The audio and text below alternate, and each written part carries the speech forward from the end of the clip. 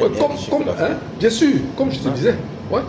Et pour faire ce chiffre d'affaires par mois, là où je suis passé, c'est que je formais les gars. Je formais les gars.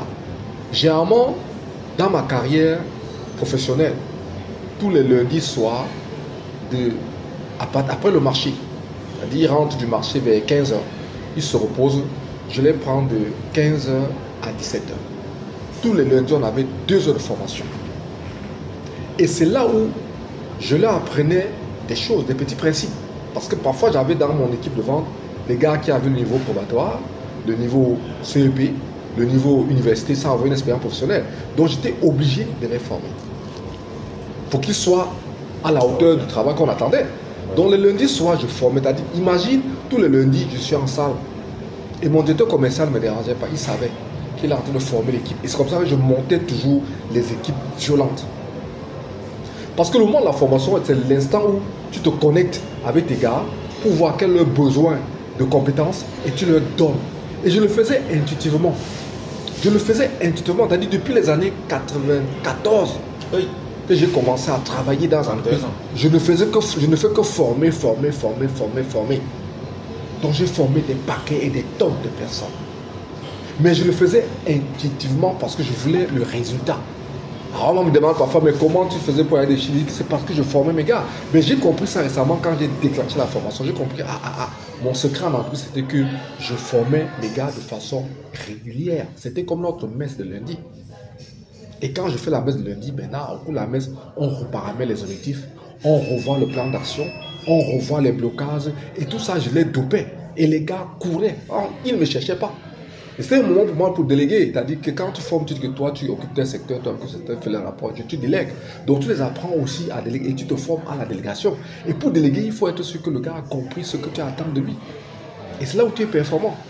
C'est-à-dire, tu prends une partie de toi, tu mets dans un gars. Il court dans un secteur, le ça vient là, pas partout le monde. Et ça, les chiffres étaient toujours énormes. Je n'avais pas un problème d'objectif. Dans ma carrière, je n'avais pas un problème d'objectif.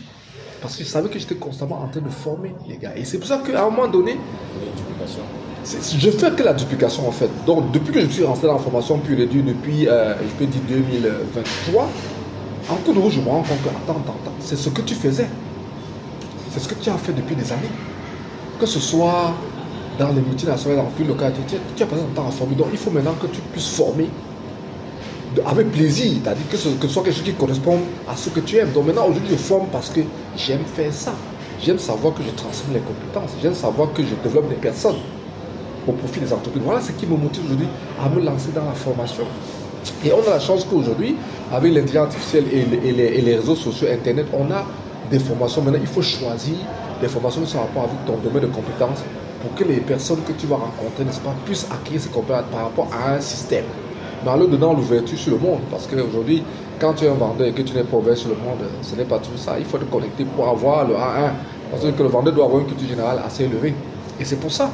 Donc aujourd'hui, je me lance dans la formation. Je suis content parce que depuis le début de l'année, il y a des personnes qui m'interpellent, qui m'appellent. Je dis, la mécanique de la formation est en route. Et je ne ferai que la formation maintenant parce que c'est un besoin qui s'impose dans notre environnement. On n'a pas...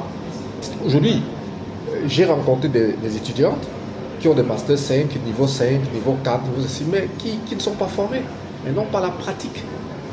Elles ont le diplôme, il n'y a pas de compétences. Donc aujourd'hui, ma contribution, c'est de faire quoi? C'est de faire venir le maximum de jeunes, leur donner la compétence dans ce que je sais faire, que ce soit dans la crypto-monnaie, on peut les former, que ce soit dans MLM, on peut les former, que ce soit dans l'organisation d'emploi, on peut les former, que ce soit dans mon domaine de prédilection, le marketing, en particulier le FMCG, on peut les former.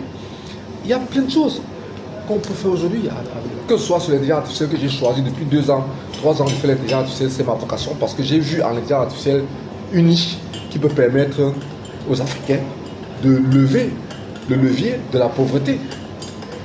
Et c'est énorme. Quand tu es connecté sur l'intelligence artificielle, c'est comme si tu étais connecté, je sais pas, sur une boîte noire qui te donne ce que tu veux quand tu veux.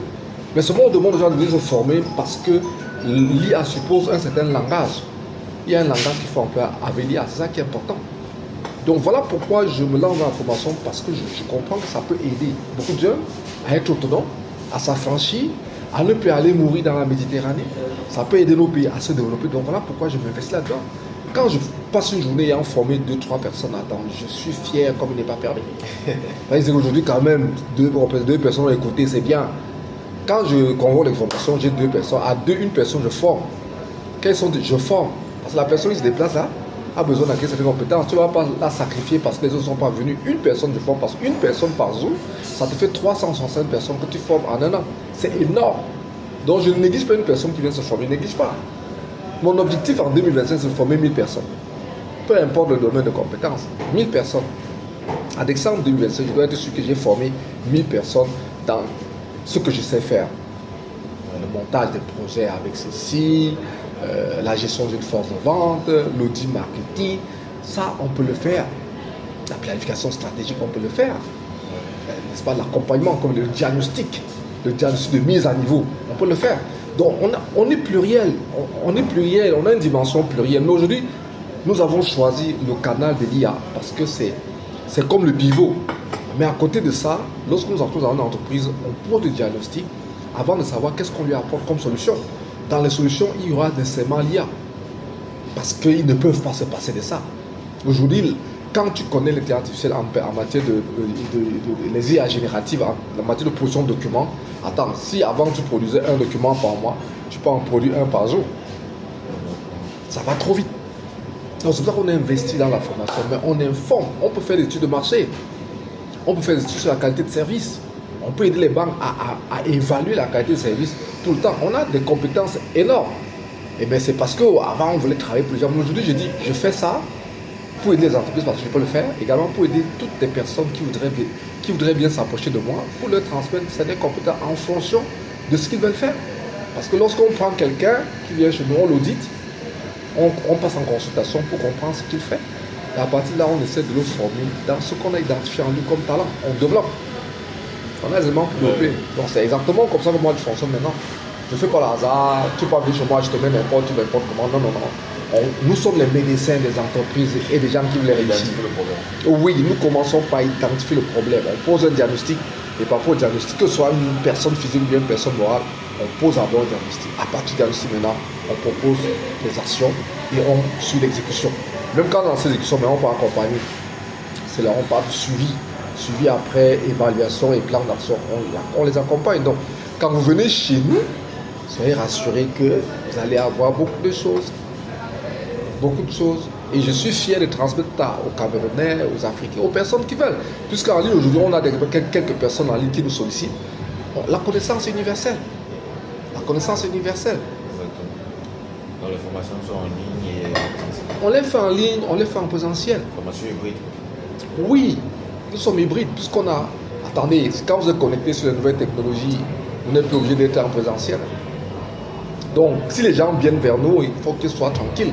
On peut vous prendre à distance. Quand c'est nécessaire, on emploie les Zoom, on emploie WhatsApp pour faire des réunions, on emploie Google Meet. Il y a des outils aujourd'hui pour faire des formations à distance.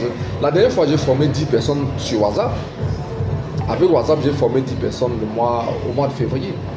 Donc, on est là et on pense que nous pensons qu'avec les formations, nous pouvons aussi contribuer à l'amélioration du niveau de vie des gens. On pense bien. C'est ça qu'on a investi là-dessus. Et moi, ça me plaît de le faire. Vraiment, ça me plaît de le faire. Et ça part de mon histoire parce qu'aujourd'hui, c'est quelque chose que je faisais pour les multinationales et autres. Mais aujourd'hui, j'ai dit, je fais ça pour mon plaisir personnel et pour développer les gens dans des domaines qui correspondent à leur talent, à leur joie de vivre. À leur vocation. Et c'est un peu ce que nous faisons. Parce que il y a une de nos formations dans laquelle nous essayons d'amener les gens à découvrir leur joie de vivre, leur vocation. Quand on parle de vocation, même tout ça s'englobe. Il y a la vocation, il y a la mission, n'est-ce pas? Il y a la vocation, la mission, tout ça. Les gens confondent souvent, mais il ne faut pas confondre. Dans l'ikigai, on te montre qu'est-ce qui définit ta vocation, qu'est-ce qui définit ta mission. Donc on essaie de te montrer ça à partir de l'analyse de ton ikigai. Donc tout ça, on le fait. Donc si les gens veulent venir chez nous se former, quelle que soit leur position dans le monde entier, qu'ils soient rassurés. Parce que même en matière de connaissance des marchés de la CEMAP, on peut les aider à pénétrer le marché de la CEMAP. Ouais, parce que ça on connaît. Surtout quand ça concerne les produits de grande consommation. Donc pour dire que les personnes qui me suivent là ont la latitude de venir découvrir ce qu'on peut leur offrir et accepter qu'on les aide à développer leur talent ou bien leur activité dans le secteur qu'ils ont choisi.